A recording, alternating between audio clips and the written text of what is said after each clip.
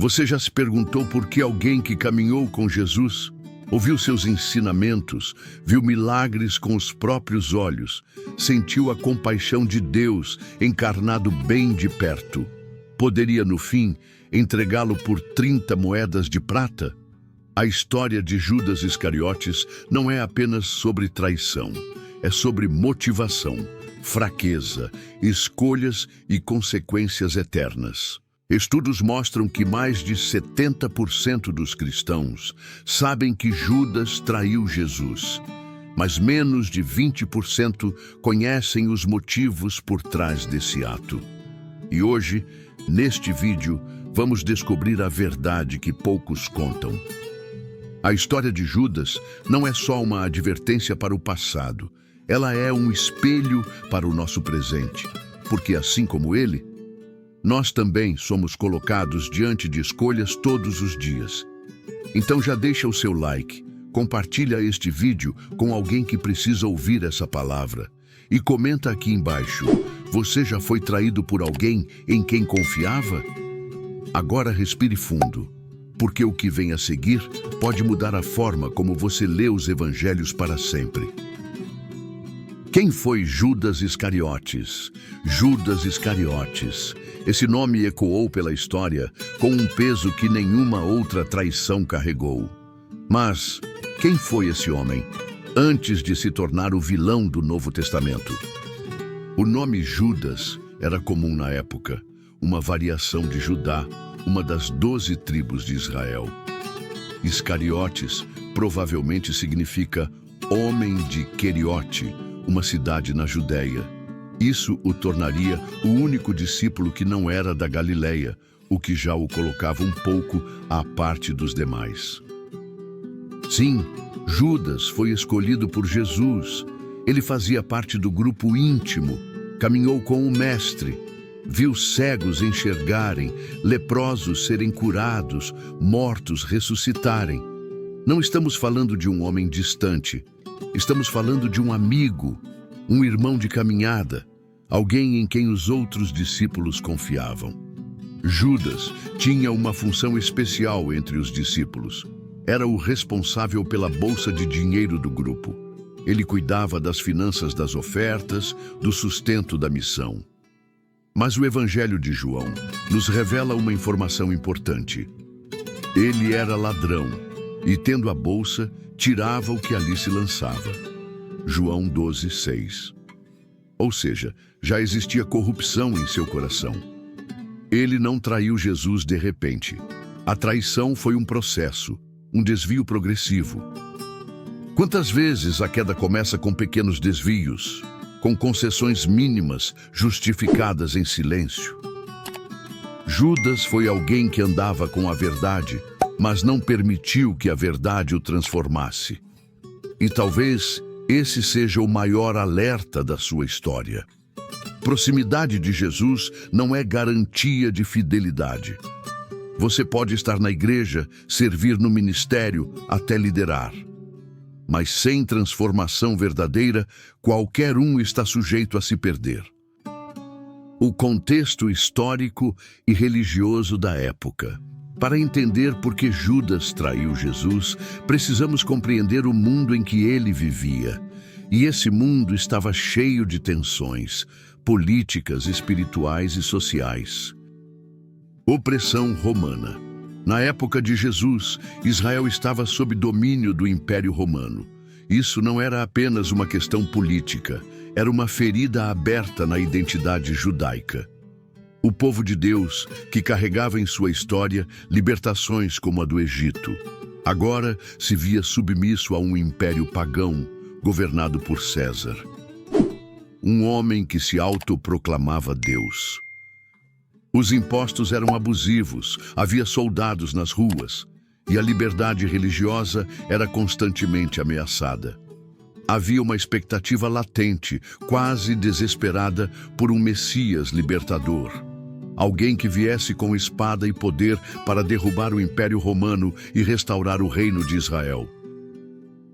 A divisão religiosa. Enquanto isso, o cenário religioso também estava dividido. Os fariseus defendiam a pureza da lei e aguardavam o Messias com zelo legalista. Os saduceus, ligados ao templo e ao poder político, tinham acordos com Roma. Os zelotes eram extremistas revolucionários que acreditavam que a libertação viria pela força armada. E havia também os essênios, que se isolavam no deserto esperando a intervenção divina. Em meio a tudo isso surge Jesus, um Messias diferente de tudo que esperavam. Um Messias que não se encaixava. Jesus não estava interessado em levantar exércitos. Ele curava inimigos, ensinava a amar os romanos, questionava os religiosos e falava de um reino invisível, onde os humildes herdariam a terra. Isso confundia muita gente, inclusive os próprios discípulos. Eles esperavam glória, tronos, vitórias, e Jesus falava em cruz, sofrimento e renúncia. É nesse contexto que Judas começa a questionar. Talvez ele pensasse, esse não é o tipo de Messias que eu imaginava. Uma possível desilusão. Imagine seguir um mestre, esperando que ele o leve à glória. E com o tempo, perceber que ele fala de morte, perseguição e pobreza. Será que Judas começou a se sentir enganado? Desiludido? Será que ele achava que estava sendo usado em um plano que não levava a lugar nenhum? Essas perguntas não têm respostas exatas, mas elas nos ajudam a entender que Judas era mais humano do que pensamos. Ele estava inserido num sistema político e religioso tenso, confuso e cheio de expectativas frustradas. Às vezes, nossas maiores traições vêm não da maldade pura, mas da decepção com aquilo que esperávamos que Deus fizesse e Ele não fez.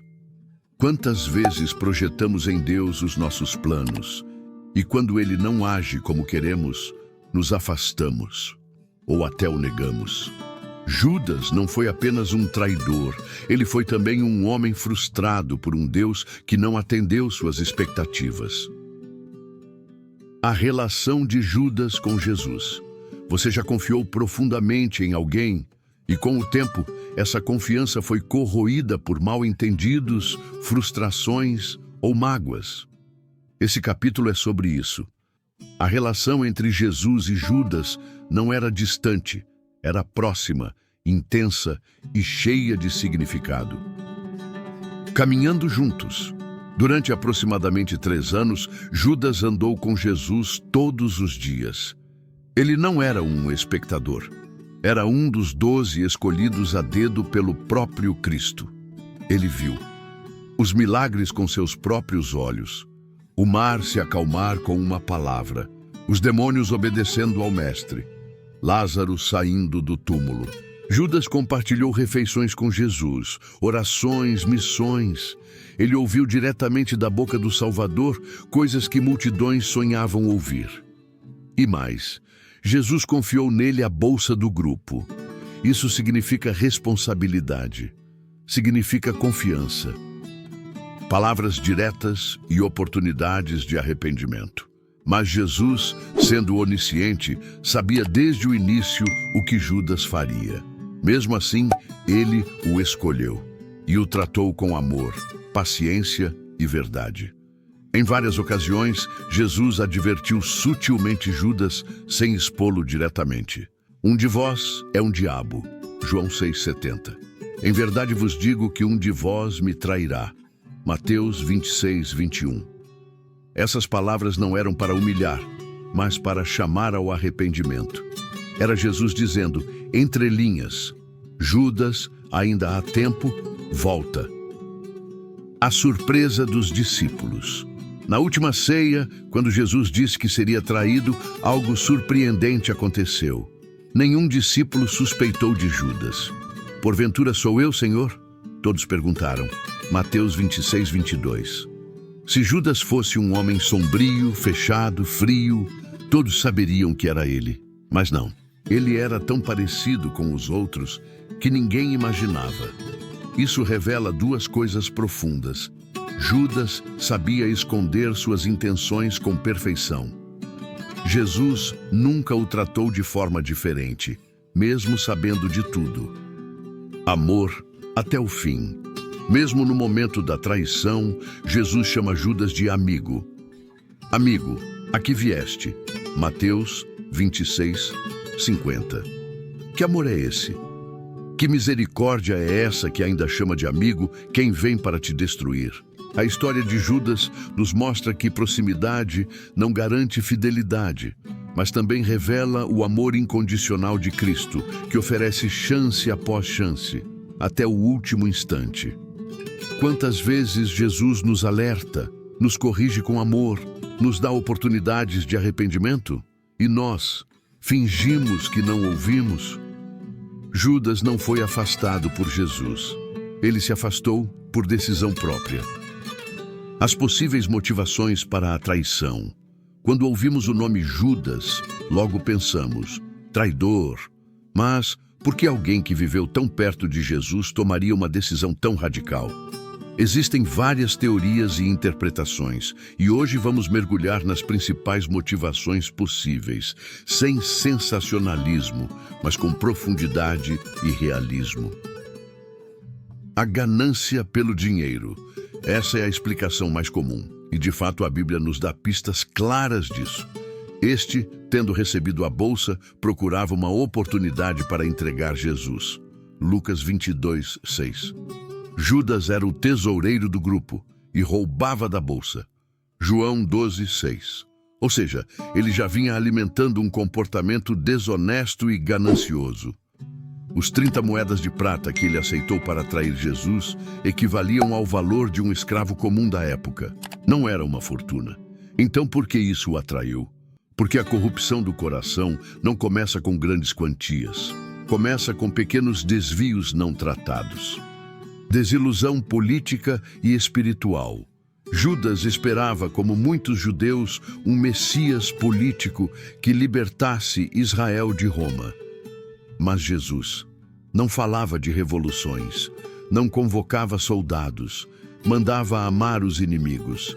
É possível que Judas tenha pensado, talvez se eu forçá-lo, se eu colocá-lo em uma situação extrema, ele finalmente se revelará como o Messias guerreiro que tanto esperamos.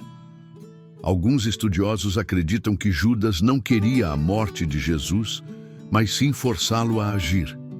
Mas ao ver que Jesus se deixou prender e não reagiu, o arrependimento veio. Feridas pessoais e inveja. Jesus repreendia os discípulos com firmeza quando necessário. E em algumas ocasiões, Judas foi diretamente exposto. Um exemplo, quando Maria ungiu Jesus com perfume caro, Judas criticou, dizendo que o valor poderia ser usado para os pobres. Jesus respondeu na frente de todos, deixai-a, ela guardou isto para o dia da minha sepultura. João 12, 7. Judas pode ter se sentido envergonhado, desprestigiado, inferiorizado. E o orgulho ferido é uma porta de entrada para o diabo. Influência maligna. Não podemos ignorar o espiritual. Então Satanás entrou em Judas, chamado Iscariotes. Lucas 22, 3. Isso não significa que ele foi possuído contra sua vontade. Significa que ele abriu espaço, deixou-se conduzir pela tentação, pelo orgulho, pela ambição, e o inimigo encontrou brecha. Muitas vezes a traição não nasce de um único motivo. Ela é o resultado de pequenas concessões, acumuladas ao longo do tempo. Judas pode ter sido movido por ganância, desilusão, vaidade, desejo de controle e, por fim, influência demoníaca. Mas o mais trágico é que ele teve todas as oportunidades para mudar e não quis. Quantas vezes nós mesmos traímos Jesus, não com um beijo, mas com atitudes que vão contra os valores do reino? A história de Judas é um espelho. Nos convida a examinar as intenções do nosso coração antes que seja tarde demais. O beijo da traição, o ato que mudou tudo. Poucos gestos na história da humanidade carregam tanta intensidade simbólica quanto o beijo de Judas. Um gesto que deveria significar afeição e respeito tornou-se o símbolo universal da traição. A noite no Getsêmani era noite. Jesus e os discípulos estavam no jardim do Getsêmani, um lugar de oração, intimidade e agonia. Jesus já sabia o que viria. Ele orou suando sangue enquanto os discípulos dormiam. Ele esperava por Judas e sabia que seria traído com um beijo. O exército vem com Judas. De repente, luzes, passos, vozes e armas rompem o silêncio da noite. Judas liderava um grupo de soldados e guardas enviados pelos líderes religiosos. Aquele que eu beijar é esse. Prendei-o. Mateus 26:48. Ele se aproxima de Jesus, olha em seus olhos e diz: "Salve, mestre." E então, o beija. A resposta de Jesus, a reação de Jesus é uma das mais profundas de toda a Bíblia. Ele não grita, não acusa, não amaldiçoa. Ele olha para Judas e diz: "Amigo, aqui vieste." Mateus 26:50. Essa palavra amigo nos desmonta. Jesus chama de amigo aquele que está entregando sua vida nas mãos de assassinos. Isso nos mostra que o amor de Cristo resiste até a maior dor da traição. O beijo como sinal. Nos tempos de Jesus, o beijo era um sinal de honra e respeito, especialmente entre discípulo e mestre. Ou seja, Judas escolheu um gesto sagrado para cometer um ato profano. Ele disfarçou sua maldade com aparência de devoção. Isso é um alerta. Quantas vezes escondemos motivações erradas por trás de gestos religiosos? Um louvor sem coração. Uma oração feita só para impressionar. Um dízimo dado com arrogância. Um amém que não vem da alma. Judas achava que estava no controle. Talvez Judas achasse que ainda podia controlar a situação, que Jesus escaparia como antes, que ele sairia ileso. Mas ali, naquele beijo, ele assinou a sentença de morte do Messias. E mais do que isso, condenou a si mesmo. O beijo de Judas é mais do que um episódio histórico. É uma pergunta urgente. Será que também temos beijado Jesus com falsidade? Será que nossas palavras, nossos gestos religiosos, nossas escolhas têm sido uma entrega verdadeira ou uma traição disfarçada? O remorso e o fim trágico de Judas, arrependimento ou desespero. Após o beijo da traição, Jesus é preso, levado de um julgamento falso a outro, humilhado, espancado, condenado. E Judas, o que sentiu? Será que ele se sentiu aliviado por ter conseguido o que queria? Não. A Bíblia diz que um peso esmagador caiu sobre ele. O remorso. Então Judas, o que o traíra, vendo que fora condenado, trouxe arrependido as 30 moedas de prata. Mateus 27:3. Veja, ele se arrependeu. Mas aqui está a chave. Não foi um arrependimento transformador, mas um remorso paralisante. Ele não correu para Jesus. Ele não clamou a Deus. Ele não buscou perdão. Apenas quis se livrar da culpa. A devolução das moedas. Judas volta até os sacerdotes. Tenta devolver o dinheiro. Pequei traindo sangue inocente. Mas os líderes religiosos zombam dele. Que nos importa? Isso é contigo. Mateus 27:4. Eles lavam as mãos. E Judas se vê sozinho, desesperado, sem saída. O dinheiro de sangue. Judas atira as moedas no templo, símbolo do seu desprezo final por aquilo que tanto desejou. Com esse dinheiro, os sacerdotes compraram um campo para enterrar estrangeiros chamado Campo de Sangue, Aceldama. O irônico? Esse dinheiro não abençoou ninguém. Virou maldição, e o lugar ficou marcado como o campo da morte. O fim trágico, e retirando-se foi enforcar-se, Mateus 27:5. É doloroso ler isso. Judas tirou a própria vida, não suportou o peso da culpa. E aqui está a parte mais trágica. Ele esteve tão perto da graça, mas escolheu o desespero. Arrependimento versus desespero. Existe uma diferença crucial entre arrependimento verdadeiro e desespero. Arrependimento nos leva para Deus. Desespero nos afasta dele. Pedro também negou Jesus, mas buscou o perdão. Judas se isolou, se afundou, desistiu. A simbologia espiritual de Judas, a traição como alerta para nós. Judas não foi apenas um traidor. Ele se tornou um arquétipo, uma advertência viva, um sinal de alerta para toda a humanidade. Por quê? Porque a traição que ele cometeu não é exclusiva de um homem. Ela pode habitar o coração de qualquer um de nós. Judas, dentro de nós? Pense comigo. Quantas vezes também escolhemos o mundo em vez de Cristo? Quantas vezes o vendemos por muito menos que 30 moedas? Por status? Por aceitação social? Por prazer momentâneo? Por medo da rejeição? Judas representa o que acontece quando valores eternos são trocados por vantagens temporárias. Um discípulo, não um inimigo. Muitos se esquecem disso. Judas era um discípulo, não um inimigo declarado. Isso é assustador porque mostra que a traição a Cristo não vem só de fora da igreja, pode vir de dentro. Ele andava com Jesus, ouvia seus ensinos, presenciou milagres, viu mortos ressuscitarem. Mesmo assim, o coração dele estava dividido. A dualidade do coração.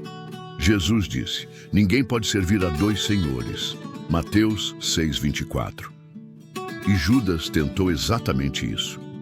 Quis seguir a Deus, mas também amar o dinheiro.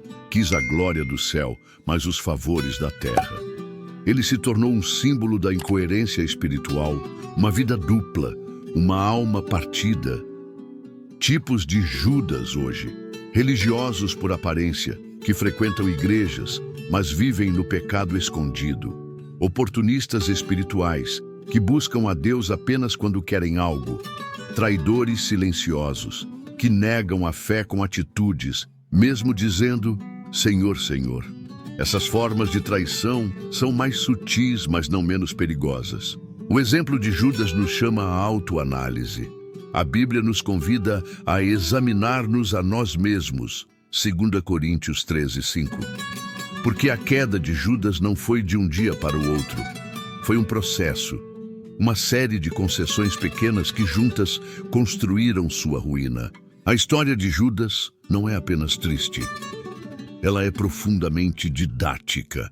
Cada detalhe da sua trajetória carrega uma advertência, uma orientação, um apelo direto ao nosso coração.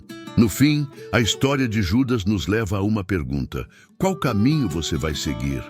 O caminho do arrependimento de Pedro ou o caminho do desespero de Judas? Jesus já te escolheu, já te chamou, já te ama. Mas a decisão final é sua. A maior tragédia da vida de Judas não foi a traição. Foi não ter voltado para Jesus depois dela. Não importa o que você fez. Você ainda pode se render à graça. Não cometa o erro de Judas. Cometa o acerto de se arrepender e ser perdoado. Se esse vídeo falou com você, curta. Compartilhe com alguém que precisa ouvir isso e se inscreva no canal para não perder nenhuma mensagem que edifica e transforma vidas. Comente aqui, qual a lição mais forte que você tirou da história de Judas? Vamos conversar nos comentários. Sua participação edifica outros.